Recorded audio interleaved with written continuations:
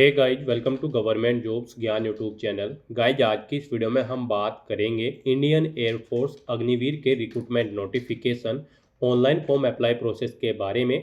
जी हाँ दोस्तों, भारतीय वायुसेना ने अग्निवीर वायु इनटेक 1/2027 के लिए दोबारा से फॉर्म रीओपन कर दिए हैं।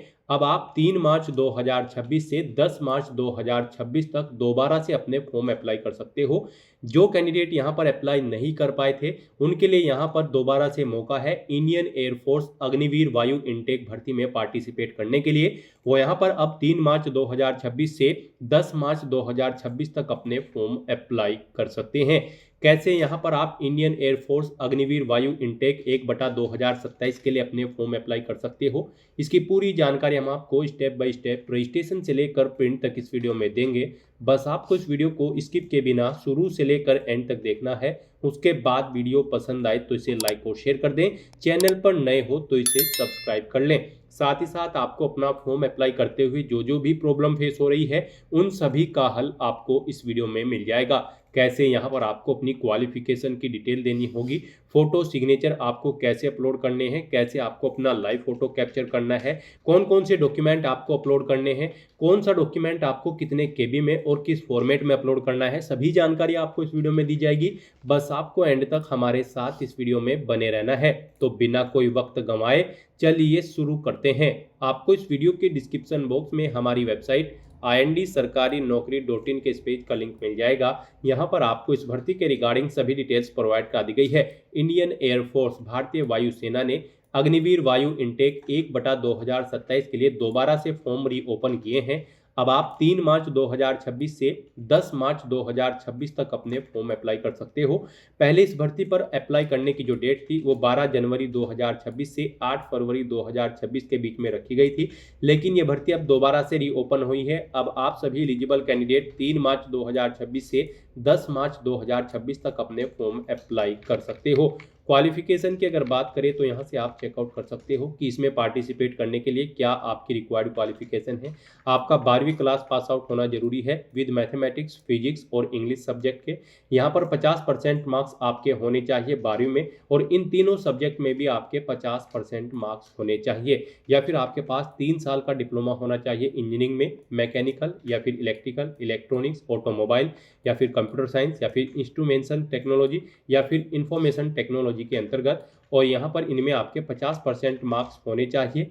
इंग्लिश का भी यहाँ पर आपके पास कोई डिप्लोमा होना चाहिए इंग्लिश कोर्स का, और उसमें भी आपके 50% मार्क्स होने चाहिए। या फिर आपके पास 2 साल का वोकेशनल कोर्स होना चाहिए, या फिर आपने यहाँ पर 12वीं क्लास पास आउट कर रखी हो इंग्लिश सब्जेक्ट के साथ मिनिमम 50% मार्क्स के साथ, या फिर आपके पास 2 साल का वोकेशनल कोर्स होना चाहिए। यहाँ पर आप चेकआउट कर सकते हो कि इस भर्ती पर अप्लाई करने के लिए ये आपकी एलिजिबिलिटी क्राइटेरिया होना चाहिए। आयु सीमा आपकी 17.5 से 21 साल के बीच में रखी गई है।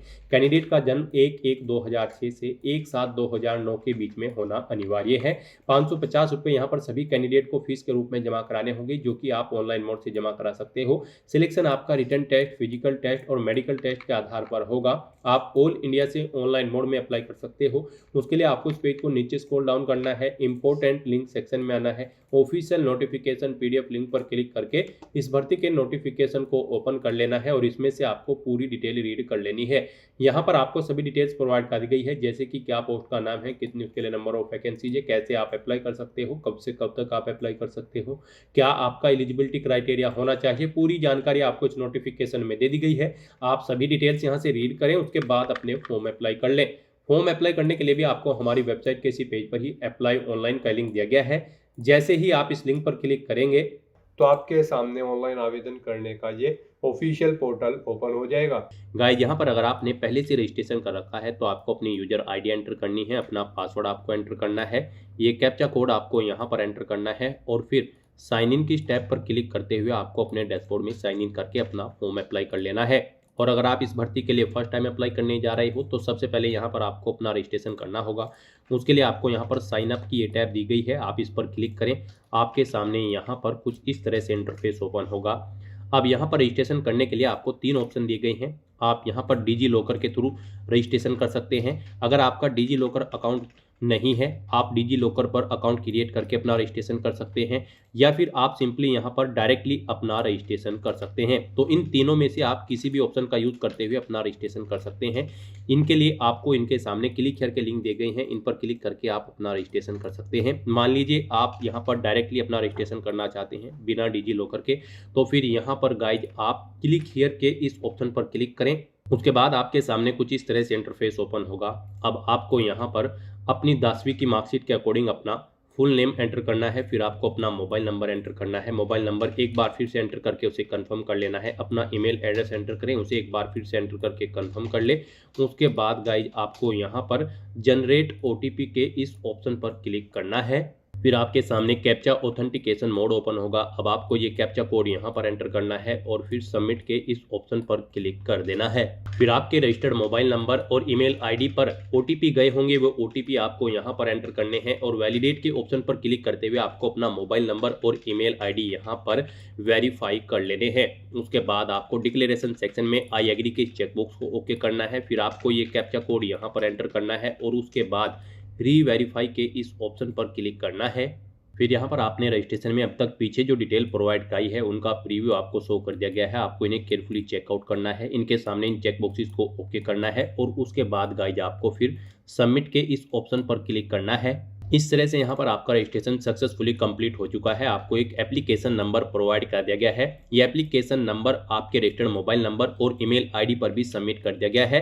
साथ ही साथ उसमें एक डिफॉल्ट पासवर्ड भी सबमिट किया गया होगा। और गाइज यहाँ पर अब आपको अपना डिफॉल्ट पासवर्ड चेंज करना है। यहाँ पर अब आपको लॉग आउट करके अपना डिफॉल्ट पासवर्ड चेंज करना होगा। उसके लिए यहाँ पर आपको कह दिया गया है, तो अब आपको यहाँ पर क्लोज के इस ऑप्शन पर क्लिक करना है। फिर आपके सामने आपका डैशबोर्ड शो हो जाएगा। तो यहाँ पर अब आपको लॉग आउट के इस ऑप्शन पर क्लिक करना है और लॉग आउट करके यहाँ पर आपको अपना पासवर्ड चेंज कर लेना है। लॉग आउट करने के बाद आपके सामने कुछ इस तरह से इंटरफेस शो होगा। अब गाइस यहाँ पर आपको अपनी यूजर आईडी एंटर करनी है, यानी कि आपने जो ईमेल आईडी प्रोवाइड कराई थी वो ईमेल आईडी यहाँ पर आपको एंटर करनी है। आपकी ईमेल आईडी को आपकी यूजर आईडी यहाँ पर बना दिया गया है। तो आपने साइन अप करते हुए जो ईमेल आईडी यूज की थी जिस पर आपका ओटीपी आया था वो ईमेल आईडी आप यहाँ पर एंटर करें।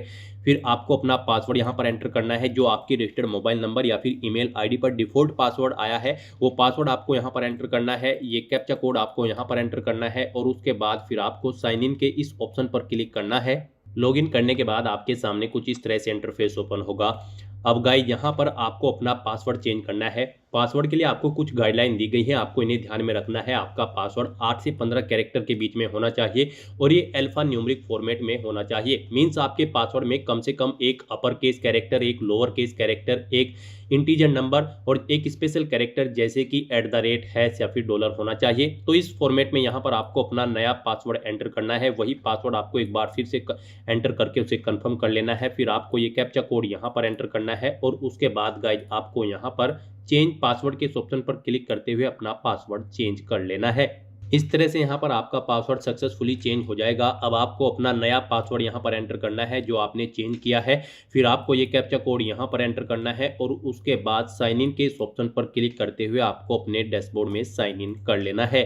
लॉगिन करने के बाद आपके सामने आपका डैशबोर्ड कुछ इस तरह से शो होगा।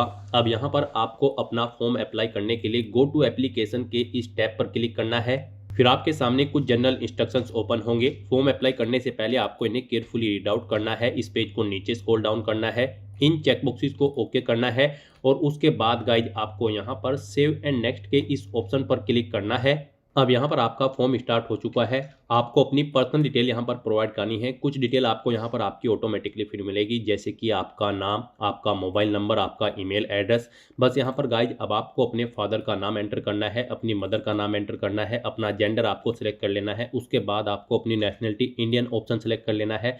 फिर आपसे पूछा गया है इस भर्ती के बारे में आपको कैसे पता चला है, व्हाट्सएप, न्यूज़पेपर या फिर वेबसाइट। आप इनमें से ऑप्शन सेलेक्ट करेंगे। उसके बाद यहाँ पर आपको इस ऑप्शन पर क्लिक करके अपनी डेट ऑफ बर्थ कैलेंडर में से सिलेक्ट कर लेनी है यहाँ पर। फिर आपको अपना मैरिटल स्टेटस यहाँ पर सेलेक्ट करना है। उसके बाद आपको इस पेज को नीचे स्क्रॉल डाउन करना है और यहाँ पर गाइज अब आपको अपनी डोमासाइल की डिटेल प्रोवाइड करनी है। यहाँ पर आपसे पूछा गया कि क्या आपके पास परमानेंट डोमासाइल है या फिर आप यहाँ पर बच्चे हैं एयरफोर्स पर्सनल सर्विंग कैंडिडेट के, या फिर आप यहाँ पर बच्चे हैं air force personal officer, airman, NCSE के। अगर इनमें से आप अपने अकॉर्डिंग ऑप्शन सेलेक्ट करेंगे, उसके बाद यहाँ पर आपको अपना डोमिसाइल स्टेट सेलेक्ट करना है, फिर यहाँ पर आपको अपना डिस्ट्रिक्ट सेलेक्ट कर लेना है।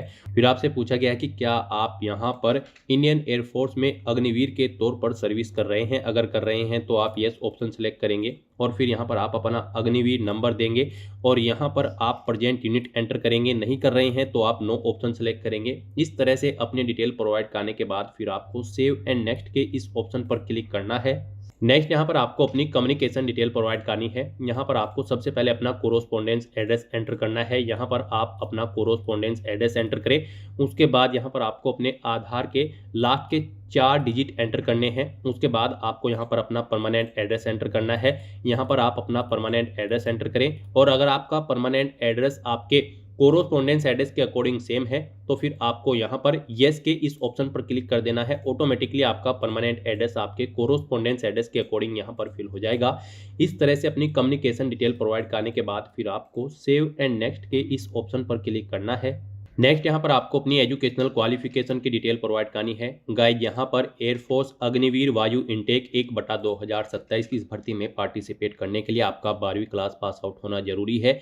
फिजिक्स, मैथमेटिक्स और इंग्लिश सब्जेक्ट के साथ, या फिर आपके पास 3 साल का डिप्लोमा होना चाहिए इंजीनियरिंग कोर्स का, या फिर आपके पास 2 साल का वोकेशनल कोर्स होना चाहिए और इनमें आपके 50% मार्क्स कम से कम होने चाहिए। और यहाँ पर आपके पास तीनों में इंग्लिश सब्जेक्ट होना रिक्वायर्ड है और उसमें 50% मार्क्स आपके होने चाहिए। यहाँ पर अब आपको अपने अकॉर्डिंग ऑप्शन सेलेक्ट करना है। मान लीजिए आपने 12वीं क्लास पास आउट की है फिजिक्स, मैथ और इंग्लिश के साथ, तो आप यहाँ पर 10+2 ऑप्शन सेलेक्ट करेंगे।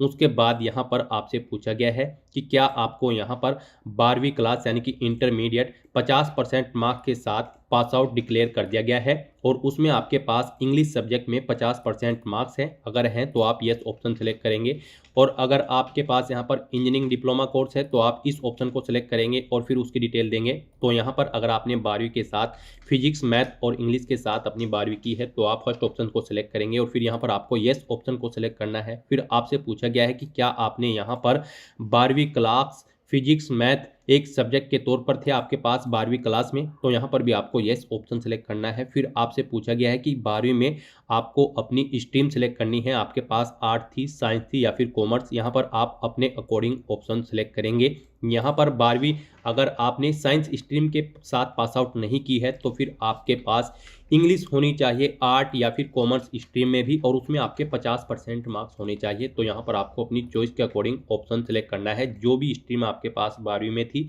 उसके बाद यहाँ पर आपको स्ट्रीम सेलेक्ट करनी है।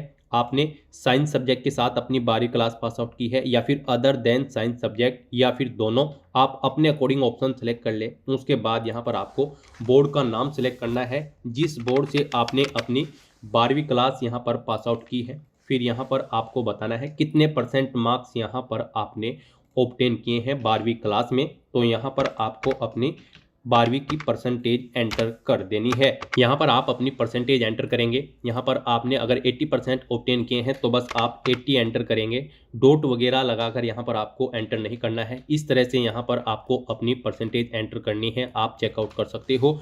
तो यहाँ पर आप अपनी परसेंटेज एंटर करें। फिर यहाँ पर आपसे पूछा गया है आपने अपनी जो 12वीं क्लास पास आउट की है उसमें आपका रिजल्ट का मोड क्या था, परसेंटेज, सीजीपीए या फिर ग्रेड। आप अपने अकॉर्डिंग यहाँ पर ऑप्शन सेलेक्ट करेंगे। उसके बाद यहाँ पर आपको अपने सब्जेक्ट की डिटेल प्रोवाइड करनी होगी। यहाँ पर आपको बताना है सबसे पहले इंग्लिश की डिटेल आपको देनी है इंग्लिश सब्जेक्ट की। इसमें आपने कितने % मार्क्स ऑब्टेन किए थे, टोटल कितने मार्क्स थे जिसमें से आपने मार्क्स ऑब्टेन किए थे वो आपको एंटर करने हैं।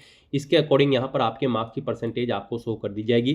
फिर यहाँ पर आपको अपने मैथ के मार्क्स की डिटेल देनी है। यहाँ पर आपने मैथ में भी कितने मार्क्स ऑब्टेन किए हैं वो आप एंटर करें। टोटल कितने मार्क्स थे जिसमें से आपने मार्क्स ऑब्टेन किए हैं वो एंटर करें। इनके अकॉर्डिंग आपकी परसेंटेज यहाँ पर आपको शो होगी। फिर आपको फिजिक्स की डिटेल भी सेम ऐसे ही यहाँ पर एंटर कर देनी है। उसके बाद यहाँ पर आपने जो भी सब्जेक्ट कर रखे हैं, अगर आपने यहाँ पर साइंस में बायोलॉजी कर रखी है तो बायोलॉजी की डिटेल आपको देनी होगी। नहीं कर रखी है तो आप इस सेक्शन को खाली छोड़ सकते हैं। फिर यहाँ पर गाइज आपको पूछा गया है कि क्या आपने के पास यहाँ पर कोई एडिशनल मार्कशीट है। अगर है तो आप यस ऑप्शन सेलेक्ट करेंगे। नहीं है तो आप नो ऑप्शन सेलेक्ट कर लेंगे। यहाँ पर आपसे पूछा गया है कि क्या आपके पास यहाँ पर 12वीं के अलावा भी कोई एडिशनल मार्कशीट है किसी पर्टिकुलर सब्जेक्ट की। अगर होगी तो आप येस करेंगे, नहीं तो नो ऑप्शन सेलेक्ट करेंगे। उसके बाद आपसे पूछा गया है कि क्या आपको कंप्यूटर की नॉलेज है, अगर है तो आप येस करें और फिर यहाँ पर आप सेलेक्ट करें आपको बेसिक नॉलेज है, इंटरमीडिएट या फिर एडवांस, और नहीं है तो आप नो ऑप्शन सेलेक्ट करेंगे। आपको अपने अकॉर्डिंग यहाँ पर ऑप्शन सेलेक्ट करने हैं। फिर आपसे पूछा गया है कि क्या आपने अपनी ग्रेजुएशन भी कंप्लीट कर रखी है, यानी कि आप 12वीं के बाद ग्रेजुएशन भी कर रखी है। अगर कर रखी है तो आप येस ऑप्शन सेलेक्ट करेंगे और फिर बताएंगे किस में आपने अपनी ग्रेजुएशन की है। नहीं कर रखी है तो नो ऑप्शन सेलेक्ट करेंगे।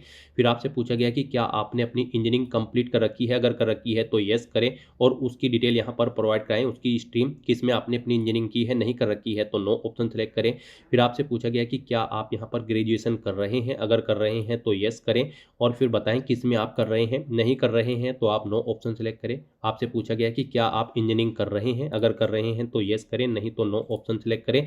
यहाँ पर अगर आपने ग्रेजुएशन और इंजीनियरिंग नहीं कर रखी है तो फिर आपके सामने ये ऑप्शन शो होंगे, और अगर आपने कर रखी है तो फिर आपके सामने ये दोनों ऑप्शन शो नहीं होंगे। इस तरह से अपनी ये क्वालिफिकेशन की डिटेल प्रोवाइड करने के बाद गाइज फिर आपको सेव एंड नेक्स्ट के इस ऑप्शन पर क्लिक करना है। नेक्स्ट यहाँ पर आपको अपनी कुछ एडिशनल डिटेल प्रोवाइड करनी है। यहाँ पर आपको अपनी फिजिकल डिटेल्स देनी है। यहाँ पर आपसे सबसे पहले कहा गया है कि आपकी बॉडी पर कोई कट या तिल का निशान है तो उस पैलेस का नाम यहाँ पर आपको एंटर कर देना है। नहीं है तो नो मार्क यहाँ पर आपको एंटर करना है। उसके बाद यहाँ पर आपको अपनी हाइट सेंटीमीटर में एंटर करनी है, आपकी कितनी हाइट है। फिर आपको अपना शू साइज सेलेक्ट करना है, अपने जूते का साइज। उसके बाद यहाँ पर आपको अपनी कमर का साइज सेंटीमीटर में एंटर करना है। फिर आपको अपनी चेस्ट का साइज भी यहाँ पर सेंटीमीटर में एंटर कर देना है। उसके बाद आपसे पूछा गया है कि क्या आप एनसीसी सर्टिफिकेट होल्डर कैंडिडेट हैं, अगर हैं तो आप यस ऑप्शन सेलेक्ट करेंगे। सर्टिफिकेट का टाइप सेलेक्ट करेंगे, आपके पास ABC किस लेवल का सर्टिफिकेट है, और फिर यहाँ पर आप अपने सर्टिफिकेट का नंबर एंटर करेंगे। नहीं है तो आप नो ऑप्शन सेलेक्ट करेंगे। फिर आपसे पूछा गया है कि क्या आप यहाँ पर रिटायर्ड या फिर डिस्चार्ज या फिर डिसीज या फिर जो यहाँ पर सर्विस कर रहे हैं एयरफोर्स में उन अधिकारियों के बच्चे हैं, अगर हैं तो आप यस ऑप्शन सेलेक्ट करेंगे और नहीं है तो आप नो ऑप्शन सेलेक्ट करेंगे। फिर आपसे पूछा गया है कि क्या आपको कभी डिस्चार्ज किया गया है इंडियन आर्मी, इंडियन नेवी या फिर किसी गवर्नमेंट ऑर्गेनाइजेशन से। अगर किया गया है तो आप यस ऑप्शन सेलेक्ट करेंगे, ऑर्गेनाइजेशन का नाम देंगे। नहीं किया गया है तो नो ऑप्शन सेलेक्ट करेंगे।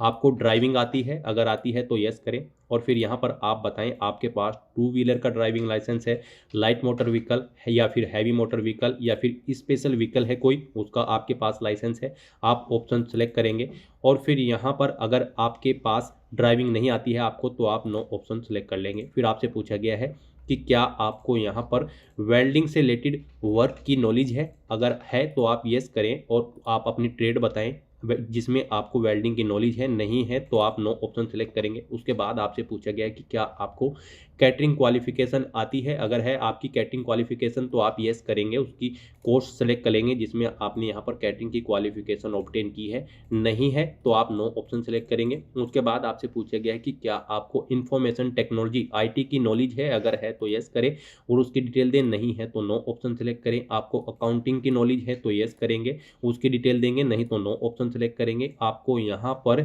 कोई स्किल्स है या फिर कोई अचीवमेंट्स आपने हासिल किया है या फिर कोई वर्क एक्सपीरियंस है तो आप यस करेंगे, उसकी डिटेल यहाँ पर प्रोवाइड कराएंगे। नहीं है तो नो ऑप्शन सेलेक्ट करेंगे। आपने कभी रिप्रेजेंट किया है या फिर आपके पास कोई अचीवमेंट है स्पोर्ट्स में, अगर है तो आप यस करें और उसकी डिटेल प्रोवाइड कराएं।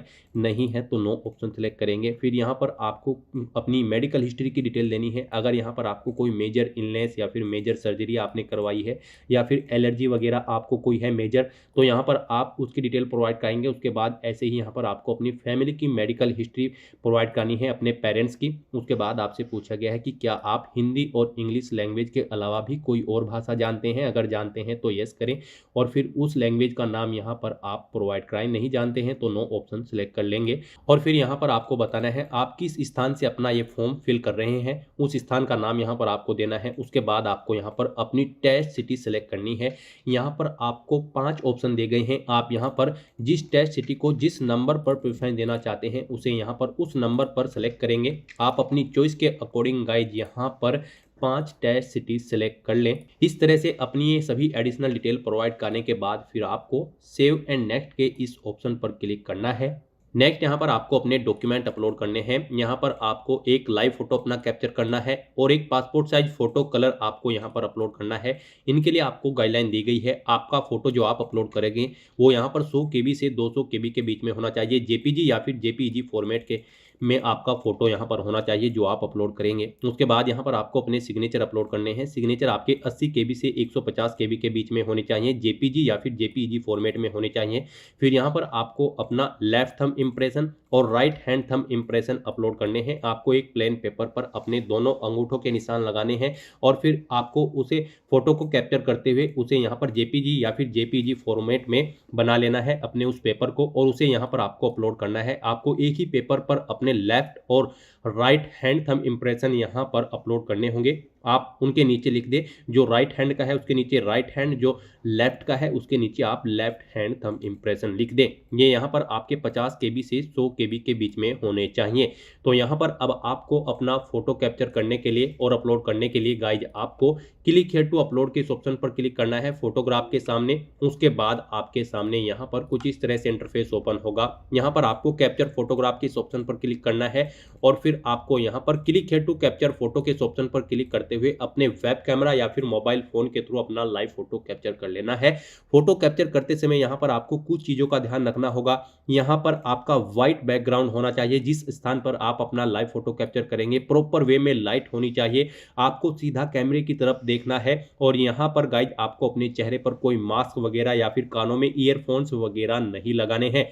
तो यहाँ पर आप click here to capture photo के ऑप्शन पर क्लिक करते हुए इन गाइडलाइंस को ध्यान में रखते हुए अपना लाइव फोटो कैप्चर कर लेंगे। उसके बाद यहाँ पर आपको अपना पासपोर्ट साइज फोटो अपलोड करना है। उसके लिए आप अपलोड फोटोग्राफ के ऑप्शन पर क्लिक करें और यहाँ पर आपको गाइडलाइन दोबारा से बता दी गई है। आपका फोटो 100 केबी से 200 केबी के बीच में होना चाहिए। जेपीजी या फिर जेपीजी फॉर्मेट में होना चाहिए। डायमेंशन उसकी 3.5 सेंटीमीटर इंटू 4.5 सेंटीमीटर होनी चाहिए। तो अपना recent passport size photo upload करने के लिए आपको drop files here slash browse to upload के इस ऑप्शन पर क्लिक करना है। फाइल को सिलेक्ट कर लेना है और अपना लाइव फोटो यहां पर कैप्चर करने के बाद अपना रिसेंट पासपोर्ट साइज फोटो भी आपको अपलोड कर देना है। इस तरह से यहां पर आपको अपना फोटो कैप्चर करना है और फोटो अपलोड करना है। उसके बाद यहां पर आपको अपने सिग्नेचर अपलोड करने हैं। उसके लिए भी आप क्लिक हियर टू अपलोड के इस ऑप्शन पर क्लिक करें। Drop files here slash browse to upload के ऑप्शन पर क्लिक करें। फाइल को सिलेक्ट करें और अपने सिग्नेचर यहां पर आप अपलोड कर दें।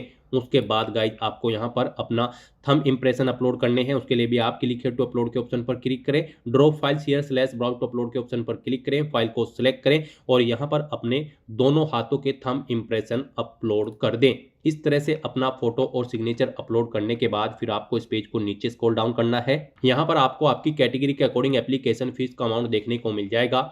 गाइड यहाँ पर आप सभी कैंडिडेट को 550 रुपये एप्लीकेशन फीस के रूप में जमा कराने हैं प्लस जीएसटी चार्ज लगेगा। फिर यहाँ पर आपको डिक्लेरेशन सेक्शन में आना है। इन चेकबॉक्सेस को ओके करना है 1 बाय 1 करके और उसके बाद आपको यहाँ पर ये कैप्चा कोड इस बॉक्स में एंटर करना है और फिर गाइज आपको प्रीव्यू के इस ऑप्शन पर क्लिक करते हुए अपने एप्लीकेशन फॉर्म का प्रीव्यू चेकआउट कर लेना है। कहीं पर कोई मिस्टेक होगी तो आप बैक बटन पर क्लिक करके एडिट कर सकते हैं और अगर सभी चीज़ें ओके हैं तो बस यहाँ पर अब आपको सबमिट के इस ऑप्शन पर क्लिक करना है। इस तरह से यहाँ पर आपका फॉर्म सबमिट हो जाएगा। आपका फॉर्म तो सबमिट हो चुका है लेकिन कंसीडर इसे आपके फीस पेमेंट के बाद ही किया जाएगा। अब यहाँ पर आपको फीस पेमेंट के इंटरफेस पर डायरेक्ट कर दिया गया है। गाइज यहाँ पर आप नेट बैंकिंग या फिर कार्ड के थ्रू या फिर यूपीआई के माध्यम से अपना फीस पेमेंट कर सकते हैं। यहाँ पर आपके लिए सबसे बेस्ट और इजी ऑप्शन यूपीआई का रहेगा। तो आप यूपीआई के इस ऑप्शन पर क्लिक करें। यूपीआई में भी आपके पास यहाँ पर दो ऑप्शन है। आप यूपीआई आईडी के थ्रू अपना फीस पेमेंट कर सकते हैं या फिर आप क्यूआर कोड के थ्रू अपना फीस पेमेंट कर सकते हैं। यूपीआई आईडी के थ्रू अगर आप अपना फीस पेमेंट करना चाहते हैं तो यहाँ पर आप अपनी यूपीआई आईडी एंटर करते हुए कंफर्म के ऑप्शन पर क्लिक करते हुए अपना फीस पेमेंट कर दें। और गाइज अगर आप यहाँ पर क्यूआर कोड के थ्रू फीस पेमेंट करना चाहते हैं तो क्यूआर कोड के इस ऑप्शन को सिलेक्ट करें और कंफर्म के ऑप्शन पर क्लिक करें। फिर आप अपने यूपीआई से ये क्यूआर कोड स्कैन करें और अपना फीस पेमेंट कर दें। सक्सेसफुली फीस पेमेंट होते ही यहाँ पर आपके एप्लीकेशन फॉर्म की सभी टास्क कंप्लीट हो जाएगी और आपका एप्लीकेशन फॉर्म भी सबमिट हो जाएगा। उसके बाद आपको अपने एप्लीकेशन फॉर्म का एक हार्ड कॉपी प्रिंट आउट ले लेना है फ्यूचर यूज के लिए, फ्यूचर रेफरेंस के लिए। और फिर आप अपने डैशबोर्ड में भी जाकर चेकआउट कर सकते हो कि आपका फॉर्म सक्सेसफुली सबमिट हो चुका है या फिर नहीं। तो दोस्तों ऐसे आप इंडियन एयरफोर्स अग्निवीर वायु इनटेक 1/2027 के लिए अपने फॉर्म अप्लाई कर सकते हो बिना कोई मिस्टेक किए हुए। आज की इस वीडियो में बस इतना ही। आई होप ये वीडियो आपको पसंद आई होगी। अगर पसंद आई हो तो इसे लाइक और शेयर करें। चैनल पर नए हो तो इसे सब्सक्राइब कर लें। Thanks for watching.